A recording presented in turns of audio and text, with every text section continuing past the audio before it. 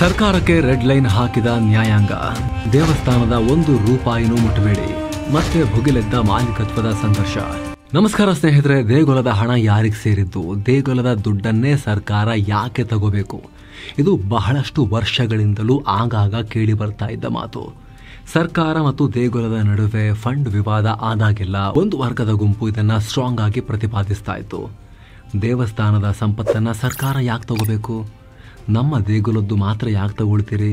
ಬೇರೆ ಧರ್ಮಗಳ ಧಾರ್ಮಿಕ ಸ್ಥಳದ ಯಾಕೆ ನಿಮಗೆ ಮುಟ್ಟಕ್ಕಾಗಲ್ವಾ? ಆ ಶಕ್ತಿ ಇಲ್ವಾ ಅಂತ ಕೇಳ್ತಾ ಇದ್ರು. ಆದ್ರೀಗ ಈ ವಾದಕ್ಕೆ ಹೊಸ ತಿರುವು ಸಿಕ್ಕಿದೆ. ದೇವಸ್ಥಾನದ ಫಂಡ್ಗೆ ಸಂಬಂಧಪಟ್ಟಂತೆ ಹೈಕೋರ್ಟ್ಗಳು ಹೊಸ ತೀರ್ಪುಗಳನ್ನ ಕೊಡ್ತಾ ಇದ್ದು ದೇಶಾದ್ಯಂತ ಚರ್ಚೆಗೆ ಕಾರಣ ಆಗ್ತಾ ಇದೆ. ಯಾಕಂದ್ರೆ ಇಷ್ಟು ದಿನ ದೇವಸ್ಥಾನದ ಹಣವನ್ನ ಉದ್ಯಮಕ್ಕೆ, ಸಾರ್ವಜನಿಕ ಉದ್ದೇಶಗಳಿಗೆ ಅಂತ ಸರ್ಕಾರ ಬಳಸ್ತಾ ಇತ್ತು. ಪರೋಕ್ಷವಾಗಿ ಇದನ್ನ ಸಮರ್ಥನೆ ಮಾಡ್ಕೊಳ್ತಾ ಇತ್ತು. ಆದ್ರೀಗ ದೇವಸ್ಥಾನದ ಹಣ ಸರ್ಕಾರಕ್ಕೆ ಅಲ್ಲ, ಸರ್ಕಾರಿ ಯೋಜನೆಗಳಿಗೂ ಅಲ್ಲ, ಅದು ದೇವರಿಗೆ ಸೇರಿದ್ದು ಅಂತ ಕೋರ್ಟ್ಗಳು ಹೇಳಿದೆ. 1 ರೂಪಾಯಿನೂ ಮುಟ್ಟಂಗಿಲ್ಲ, ದೇವರೇ ಅದರ ನಿಜವಾದ ಮಾಲೀಕ ಅಂತ ಕೋರ್ಟ್ಗಳು ವ್ಯಾಖ್ಯಾನಿಸಿವೆ. ಅದು ದೇವರ ದುಡ್ಡು, ಜನ ದೇವರಿಗಂತ ಕೊಟ್ಟಿರೋದು ಅಂತ, ದೇವರೇ ಮಾಲೀಕ ಅಂತ. ಈಗ ತೀವ್ರ ಚರ್ಚೆಗೆ ಕಾರಣ ಆಗಿದ್ದು ಸುಪ್ರೀಂ ಕೋರ್ಟ್ನಲ್ಲೂ ಕಾನೂನು ವಿಮರ್ಶೆಗೆ ಒಳಪಡೋ ಎಲ್ಲ ಲಕ್ಷಣ ಇದೆ. ದೇಗುಲದ ಸಂಪತ್ತಿನ ನಿಜವಾದ ಮಾಲೀಕ ಯಾರು ಅನ್ನೋ ಡಿಸ್ಕಷನ್ ಶುರುವಾಗಿದೆ. ಹಾಗಿದ್ರೆ ದೇಗುಲದ ಹಣಕ್ಕೆ ಕೋರ್ಟ್ ಹಾಕಿರೋ ಲಕ್ಷ್ಮಣ ರೇಖೆ ಏನು? ಅಸಲಿಗೆ ಭಕ್ತರು ಕೊಟ್ಟ ಹಣ ಸರ್ಕಾರಕ್ಕ ಇಲ್ಲ ದೇವರಿಗ? ರೂಲ್ಸ್ ಏನ್ ಹೇಳುತ್ತೆ? ಸರ್ಕಾರಗಳು ಈಗ ಏನ್ ಮಾಡ್ತಿವೆ? ಎಲ್ಲವನ್ನ ಈ ವಿಡಿಯೋದಲ್ಲಿ ನೋಡ್ತಾ ಹೋಗೋಣ. ಕಡೆ ತನಕ ಮಿಸ್ ಮಾಡಿದೆ ನೋಡಿ. ಎಕ್ಸ್ಕ್ಲೂಸಿವ್ ಮೆಂಬರ್ ಓನ್ಲಿ ಕಾಂಟೆಂಟ್ ನ ಆಕ್ಸೆಸ್ ಮಾಡಬೇಕು ಅಂತ ಹೇಳಿದ್ರೆ ನೀವು ಕೂಡ ಮಸ್ತ್ ಪ್ರೀಮಿಯಂ ಮೆಂಬರ್ಶಿಪ್ ಅನ್ನ ಕನ್ಸಿಡರ್ ಮಾಡಬಹುದು. ದಿನಕ್ಕೆ 1 ಕಪ್ ಟೀ ದರಕ್ಕಿಂತ ಕಮ್ಮಿ ಪ್ರೈಸ್ ನಲ್ಲಿ ನಾವು ಮೆಂಬರ್ಶಿಪ್ ಕೊಡ್ತಾ ಇದ್ದೇವೆ. ವಿಡಿಯೋ ಕೆಳಗಡೆ ಜಾಯಿನ್ ಬಟನ್ ಮೇಲೆ ಕ್ಲಿಕ್ ಮಾಡೋ ಮೂಲಕ ನೀವು ಮೆಂಬರ್ ಆಗಬಹುದು. ಆಪಲ್ ಯೂಸರ್ಸ್ಗೆ ಡಿಸ್ಕ್ರಿಪ್ಷನ್ ಮತ್ತು ಪಿನ್ ಮಾಡಿರೋ ಕಾಮೆಂಟ್ ನಲ್ಲಿ ಪ್ರತ್ಯೇಕ ಲಿಂಕ್ ಇದೆ, ಆಸಕ್ತರು ಚೆಕ್ ಮಾಡಬಹುದು. ಬನ್ನೀಗ ವರದಿಯಲ್ಲಿ ಮುಂದುವರಿಯೋಣ. ಯೋಜನೆಗಳಿಗೆ ದೇಗುಲದ ಹಣ, ಸರ್ಕಾರಗಳಿಗೆ ಕೋರ್ಟ್ ಛೀಮಾರಿ. ಸ್ನೇಹಿತರೆ, ದೇಗುಲ ದುಡ್ಡನ್ನ ದೇಗುಲಗಳಿಗೆ ಬಳಸಬೇಕು ಅನ್ನೋದನ್ನ ಮುಂಚಿನಿಂದಲೂ ಕೂಡ ನಮ್ಮಲ್ಲಿ ಅದು ಇದೆ, ನಿಯಮ ಇದೆ. ಆದರೆ ಬಹುತೇಕ ಸರ್ಕಾರಗಳು ಇದನ್ನ ಸೀರಿಯಸ್ ಆಗಿ ತಗೊಳ್ತಾ ಇರಲಿಲ್ಲ. ಬಾಯಲ್ಲೊಂದು, ಕಾರ್ಯದಲ್ಲಿ ಮತ್ತೊಂದು ಅನ್ನೋ ತರ ಪರೋಕ್ಷವಾಗಿ ಇದನ್ನ ಯೂಸ್ ಮಾಡ್ತಾ ಇದ್ರು ಬೇಕಾಗಿದ್ದಕ್ಕೆ. ಆದ್ರೆ ಈಗ ಕೋರ್ಟ್ಗಳು ಇದಕ್ಕೆ ಬ್ರೇಕ್ ಹಾಕೋಕೆ ಹೆಜ್ಜೆ ಇಡ್ತಾ ಇದಾವೆ. ಕೆಲ ದಿನಗಳ ಹಿಂದೆ ಮದ್ರಾಸ್ ಹೈಕೋರ್ಟ್ ಇಂಥ ಒಂದು ಆದೇಶ ಜಾರಿ ಮಾಡಿದ್ದು ಈಗ ದೇಶಾದ್ಯಂತ ಫಾಲೋ ಮಾಡಲಾಗ್ತಿದೆ. ಕಳೆದ ಆಗಸ್ಟ್ ನಲ್ಲಿ ತಮಿಳುನಾಡು ಸರ್ಕಾರ ದೇಗುಲದ ದುಡ್ಡಲ್ಲಿ ಕಲ್ಯಾಣ ಮಂಟಪ ಕಟ್ತೀನಿ ಅಂತ ಮುಂದಾಗಿತ್ತು. ಟೆಂಪಲ್ ಫಂಡ್ ಅಲ್ಲಿ ಕಲ್ಯಾಣ ಮಂಟಪ ಕಟ್ತೀನಿ, ಜನರಿಗೆ ಬಾಡಿಗೆ ಕೊಡ್ತೀವಿ, ದುಡ್ಡು ಮಾಡ್ತೀವಿ ಅಂತ. ಅದು ಮುಜರಾಯಿ ಇಲಾಖೆಗೆ ಆದಾಯ ತರುತ್ತೆ ಅಂತ DMK ಸರ್ಕಾರ ಹೇಳಿತ್ತು. ಆದರೆ ವಿಚಾರಣೆಯ ಆರಂಭದಲ್ಲೇ ಕೋರ್ಟ್ ಇದನ್ನ ಅಸಂವಿಧಾನಿಕ ಅಂತ ಕರೆದಿದೆ. ದೇವಸ್ಥಾನದ ಹಣ ಅನ್ನೋದು ಲಾಭ ಗಳಿಸೋಕೆ ಇರೋದಲ್ಲ, ಬಡ್ಡಿ ಬೆಳೆಸ್ಕೊಂಡು ಉದ್ಯಮ ಮಾಡೋಕ್ಕೂ ಅಲ್ಲ. ಅದು ದಾನ ಧರ್ಮಗಳಿಗೆ, ಪವಿತ್ರ ಕೆಲಸಗಳಿಗೆ ಮಾತ್ರ ಬಳಕೆಯಾಗಬೇಕು, ಶಾಸನಬದ್ಧ ಉದ್ದೇಶಗಳಿಗೆ ಮಾತ್ರ ಇರಬೇಕು ಅಂತ ಹೇಳಿದೆ. ಅಷ್ಟೇ ಅಲ್ಲ, ಈ ನಿರ್ಧಾರವನ್ನ ರದ್ದು ಮಾಡಿ ಭಕ್ತರ ಮೂಲಭೂತ ಹಕ್ಕುಗಳನ್ನ ಉಲ್ಲಂಘಿಸಬೇಡಿ. ಭಕ್ತರು ಕೊಟ್ಟಿದ್ದು ಯಾರಿಗೆ? ದೇವರಿಗೆ. ನೀವೇನ ಕೈ ಹಾಕ್ತೀರಾ? ತೆಗಿರಿ ಅಂತ ಸ್ಟಾಲಿನ್ ಸರ್ಕಾರಕ್ಕೆ ತಾಕೀತು ಮಾಡಿದೆ. ಆಗಸ್ಟ್ ತಿಂಗಳ ಈ ಆದೇಶವನ್ನ ಆರಂಭದಲ್ಲಿ ತಮಿಳುನಾಡಿಗೆ ಮಾತ್ರ ಸೀಮಿತವಾಗುತ್ತೆ ಅಂತ ಅನ್ಕೊಂಡಿದ್ರು. ಈಗ ಹಿಮಾಚಲ ಪ್ರದೇಶದಲ್ಲೂ ಕೂಡ ಅಲ್ಲಿನ ಹೈಕೋರ್ಟ್ ಇದೇ ರೀತಿ ಆದೇಶ ಕೊಟ್ಟಿದೆ. ತಮಿಳುನಾಡಿನ ಹೈಕೋರ್ಟ್ನ ದಾರಿಯಲ್ಲಿ ಹಿಮಾಚಲದ ಹೈಕೋರ್ಟ್ ಕೂಡ ಹೆಜ್ಜೆ ಇಟ್ಟಿದೆ. ಹಿಮಾಚಲ ಪ್ರದೇಶದ ಕಾಂಗ್ರೆಸ್ ಸರ್ಕಾರ ದೇಗುಲದ ಹಣವನ್ನ, ಈ ಗ್ಯಾರಂಟಿಗಳನ್ನ ಘೋಷಿಸಿದ್ರಲ್ಲ, ಅದನ್ನು ಫುಲ್ಫಿಲ್ ಮಾಡೋಕೆ ಈ ದುಡ್ಡನ್ನು ತಗೊಂಡು ಹೋಗ್ತಿದ್ದಾರೆ ಅನ್ನೋ ಆರೋಪ ಬಂದಿತ್ತು. ಈಗ ಹಿಮಾಚಲ ಪ್ರದೇಶ ಹೈಕೋರ್ಟ್ ರೊಚ್ಚಿಗೆದ್ದಿದೆ. ದೇಗುಲದ ಹಣವನ್ನ 1 ರೂಪಾಯಿನೂ ನೀವು ಮುಟ್ಟಂಗಿಲ್ಲ, ನಿಮಗೆ ಅದ್ರ ಮೇಲೆ ಹಕ್ಕಿಲ್ಲ, ಅದು ದೇವರಿಗೆ ಭಕ್ತರು ಕೊಟ್ಟಿರೋ ದುಡ್ಡು, ದೇವರೇ ಅದರ ಓನರ್ ಅಂತ ಹೇಳಿದೆ. ಅಲ್ಲದೆ ದೇವಸ್ಥಾನದ ಹಣವನ್ನ ಹೇಗೆ ಬಳಸಬೇಕು ಅಂತಲೂ ಕ್ಲಿಯರ್ ಕಟ್ ಲಿಮಿಟೇಷನ್ಸ್ ಸೆಟ್ ಮಾಡಿದೆ. ಧಾರ್ಮಿಕ ಚಟುವಟಿಕೆಗಳಿಗೆ ಸಂಬಂಧಪಟ್ಟ ಹಣವನ್ನ ರಸ್ತೆ, ಶಾಲೆ, ಆಸ್ಪತ್ರೆ ಅಂತ ಸರ್ಕಾರ ಮಾಡೋ ಕೆಲಸಕ್ಕೆ ಅದನ್ನ ಯೂಸ್ ಮಾಡಂಗಿಲ್ಲ. ಅದು ಸರ್ಕಾರ ಮಾಡಬೇಕಾಗಿರೋದು ಅವ್ರ ದುಡ್ಡಲ್ಲಿ, ತೆರಿಗೆ ಕಲೆಕ್ಟ್ ಮಾಡಿರೋ ದುಡ್ಡಲ್ಲಿ. ಏನೋ ಸ್ನೇಹಿತರೆ, ವರದಿಯಲ್ಲಿ ಮುಂದುವರಿಯುವ ಮುನ್ನ 7 ಸೈನ್ಸ್ ಟೂರಿಸಂ ಕಂಪನಿ ಕಾಶಿ ಅಯೋಧ್ಯೆಗೆ ಮತ್ತೊಂದು ಟ್ರಿಪ್ ಆಯೋಜನೆ ಮಾಡಿದೆ. ಆಫರ್ ಪ್ರೈಸ್ ಕೇವಲ 31,700 ರೂಪಾಯಿ ಮಾತ್ರ. ಕಾಶಿ ಅಯೋಧ್ಯೆ ತ್ರಿವೇಣಿ ಸಂಗಮ ಸಾರನಾಥಕ್ಕೆ 3 ನೈಟ್ 4 ಡೇಸ್ ಟ್ರಿಪ್ ಇದು. ಈ ಪ್ಯಾಕೇಜ್ ಅಲ್ಲಿ flight tickets, 3 star hotel stay, all meals, ದೇವರ ದರ್ಶನ, AC ಟ್ರಾನ್ಸ್ಪೋರ್ಟ್ ವ್ಯವಸ್ಥೆ, ಬೋಟಿಂಗ್ ಮತ್ತು ಆಟೋ ಚಾರ್ಜಸ್, 24/7 ಟೂರ್ ಮ್ಯಾನೇಜರ್ ಸೌಲಭ್ಯ, ಹಿರಿಯ ನಾಗರಿಕರಿಗೆ ವಿಶೇಷ ಕೇರ್ ಕೂಡ ಇರುತ್ತೆ. ಹೊರಡೋ ದಿನ 21 ನವೆಂಬರ್ 2025. ಕೆಲವೇ ಸೀಟುಗಳು ಲಭ್ಯ. ಆಸಕ್ತರು ಈ ನಂಬರ್ಗೆ ಕಾಲ್ ಮಾಡೋ ಮೂಲಕ ನಿಮ್ಮ ಸೀಟನ್ನ ಕೂಡ ಬುಕ್ ಮಾಡಬಹುದು. ಬನ್ನಿ ಈಗ ವರದಿಯಲ್ಲಿ ಮುಂದುವರಿಯೋಣ. ಈ ದುಡ್ಡು ದೇವರಿಗೆ ಅಂತ ಜನ ಕೊಟ್ಟಿರೋದು, ಧಾರ್ಮಿಕ ಕಾರ್ಯಕ್ಕೆ ಮತ್ತು ಅದಕ್ಕೆ ಸಂಬಂಧಪಟ್ಟ ಚಟುವಟಿಕೆಗಳಿಗೆ ಅಂತ. ಅದಕ್ಕೆಲ್ಲ ಈ ದುಡ್ಡು ತಗೊಳ್ಳಂಗಿಲ್ಲ. ಪ್ರೈವೇಟ್ ಬಿಸ್ನೆಸ್ ಅಥವಾ ಪ್ರಾಜೆಕ್ಟ್ಗಳಲ್ಲೂ ಇದನ್ನ ಹೂಡಿಕೆ ಮಾಡೋ ಹಾಗಿಲ್ಲ. ನೀವು ಸರ್ಕಾರಿ ಅಧಿಕಾರಿಗಳಿಗೆ ವಾಹನ ಖರೀದಿ ಮಾಡೋಕೆ, ಗಿಫ್ಟ್ ಕೊಡೋಕೆಲ್ಲ ಇದನ್ನು ಬಳಸಿದ್ರೆ ಭಕ್ತರ ನಂಬಿಕೆ ಕಥೆ ಏನು?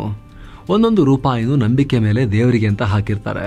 ಆ ದಾನವನ್ನು ದೇವಸ್ಥಾನವನ್ನು ಇಂಪ್ರೂವ್ ಮಾಡೋಕೆ, ಸುಂದರವಾಗಿಸೋಕೆ, ಧಾರ್ಮಿಕ ಚಟುವಟಿಕೆಗಳನ್ನು ನಡೆಸೋಕೆ, ದಾನ ಧರ್ಮಗಳಿಗೆ, ದೇವಸ್ಥಾನದ ಪಾವಿತ್ರ್ಯತೆಯನ್ನು ಉಳಿಸೋಕೆ, ಸನಾತನ ಧರ್ಮವನ್ನು ರಕ್ಷಿಸೋಕೆ ಅಂತ ಭಕ್ತರು ಕೊಟ್ಟಿರೋದು. ಆದರೆ ನೀವು ಸರ್ಕಾರದ ಕೆಲಸಗಳಿಗೆ ದೇವಸ್ಥಾನ ದುಡ್ಡನ್ನು ಹೊದ್ಕೊಂಡು ಹೋಗೋ ಹಾಗಿಲ್ಲ. ದಾನ ಧರ್ಮದ ಹೆಸರಲ್ಲಿ, ದೇವಸ್ಥಾನದ ಹೆಸರಲ್ಲಿ ಬೇಕಾಗಿದ್ರೆ ಸಹಾಯ ಮಾಡಿ.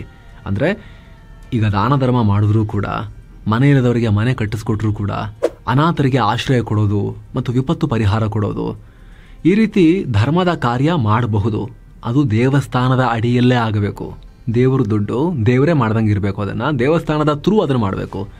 ನೀವು ಹೊತ್ಕೊಂಡು ಹೋಗಿ ಅದನ್ನು ನಿಮ್ಮ ಹೆಸರು ಹಾಕೊಳ್ಳೋಂಗಿಲ್ಲ. ಇಂತಹ ಧರ್ಮದ ಕಾರ್ಯಗಳಿಗೆ, ಒಳ್ಳೆ ಕೆಲಸಗಳಿಗೆ, ಟೆಂಪಲ್ ಕಟ್ಟಕ್ಕೆ ಮಾತ್ರ ಅಲ್ಲ, ಈ ಥರದಕ್ಕೂ ಬಳಸ್ಬೋದು. ಅದು ದೇವಸ್ಥಾನದ ಥ್ರೂನೇ ಬಳಸಬೇಕು. ದೇವಸ್ಥಾನದ ಕಡೆಯಿಂದಲೇ ಇದನ್ನು ಮಾಡಬೇಕು. ಜೊತೆಗೆ ಸೂಕ್ತ ಲೆಕ್ಕ ಪತ್ರದೊಂದಿಗೆ ಮಾಡಬೇಕು. ಅದು ಬಿಟ್ಟು ಸರ್ಕಾರ ಇದನ್ನು ಹೊತ್ಕೊಂಡು ಹೋಗಿ ಟ್ಯಾಕ್ಸ್ ಹಣ ಹಾಗೂ ರಾಜ್ಯದ ಬಜೆಟ್ಗೆ ಸೇರಿದ ಹಣ ಅಂತ ಪರಿಗಣಿಸಕ್ಕೆ ಬಿಡೋದಿಲ್ಲ ಅಂತ ಹೇಳಿದ್ದಾರೆ. ಹಿಮಾಚಲ ಪ್ರದೇಶ ಹೈಕೋರ್ಟ್ನವರು ಕೂಡ ಸೇಮ್ ಮದ್ರಾಸ್ ಹೈಕೋರ್ಟ್ ಥರನೇ ಹೇಳಿದ್ದಾರೆ. ಅಲ್ಲದೆ ಇದನ್ನು ಸಾರ್ವಜನಿಕವಾಗಿ ಬಹಿರಂಗ ಮಾಡಬೇಕು, ಏನೇನು ಮಾಡಿದ್ರಿ ಅಂತ. ಪ್ರತಿ ವರ್ಷ ಅಕೌಂಟನ್ನು ಆಡಿಟ್ ಮಾಡಬೇಕು. ಆಡಿಟ್ ಮತ್ತು ತಿಂಗಳ ಆದಾಯ ಮತ್ತು ಖರ್ಚುಗಳ ಮಾಹಿತಿಯನ್ನು ಪಬ್ಲಿಕ್ ಮಾಡಬೇಕು. ಒಂದು ದೇವಸ್ಥಾನದ ನೋಟಿಸ್ ಬೋರ್ಡ್ನಲ್ಲಿ ಹಾಕಿ, ಇಲ್ಲ ವೆಬ್ಸೈಟ್ನಲ್ಲಿ ಇದನ್ನು ಡಿಸ್ಪ್ಲೇ ಮಾಡಿ ಅಂತ ಸರ್ಕಾರಕ್ಕೆ ಆದೇಶ ನೀಡಿದೆ. ಈ ಮೂಲಕ ದೇಗುಲ ಸಂಪತ್ತಿಗೆ ಸಂಬಂಧಪಟ್ಟಂತೆ ದೇಶದ 2 ಪ್ರಮುಖ ಹೈಕೋರ್ಟ್ಗಳು ದೊಡ್ಡ ನಿರ್ಧಾರಗಳನ್ನು ಹೇಳಿವೆ. ಇದು ತುಂಬಾ ಇಂಪಾರ್ಟೆಂಟ್. ಯಾಕಂದರೆ ನಮ್ಮಲ್ಲಿ ದೇಗುಲಗಳ ದುಡ್ಡಿಗೆ ತುಂಬ ಕನ್ಫ್ಯೂಷನ್ ಇತ್ತು. ಅಫ್ಕೋರ್ಸ್ ಸರ್ಕಾರಗಳು ನಾವಿದನ್ನು ದೇಗುಲಕ್ಕೆ ಬಳಸೋದ್ರಿ, ಇಲ್ಲ ರೀ ಬೇರೆದಕ್ಕೆ ಬಳಸ್ತಿಲ್ಲ ಅಂತ ಹೇಳಿದ್ರು ಕೂಡ ನಿಜವಾಗ್ಲೂ ಅವರು ತಗೊಂಡು ಯೂಸ್ ಮಾಡ್ತಾ ಇದ್ದಿದ್ದು ಎಲ್ರಿಗೂ ಕೂಡ ಗೊತ್ತಿತ್ತು. ಇದಕ್ಕೀಗ ಕೋರ್ಟ್ ಲೆಕ್ಕ ಕೊಡಿ ಅಂತ ಹೇಳಿದೆ. ಅದಕ್ಕಿಂತ ವೆರಿ ಇಂಪಾರ್ಟೆಂಟ್, ದೇವರಿಗೆ ಜನ ಕೊಟ್ಟಿರೋ ಸಂಪತ್ತು, ದುಡ್ಡು ಎಲ್ಲದಕ್ಕೂ ಸರ್ಕಾರ ಮಾಲೀಕರಲ್ಲ, ಆಮೇಲೆ ಭಕ್ತರು ಕೂಡ ಮಾಲೀಕರಲ್ಲ, ಜನರು ಮಾಲೀಕರಲ್ಲ. ಅದಕ್ಕೆ ದೇವರೇ ಮಾಲೀಕರು.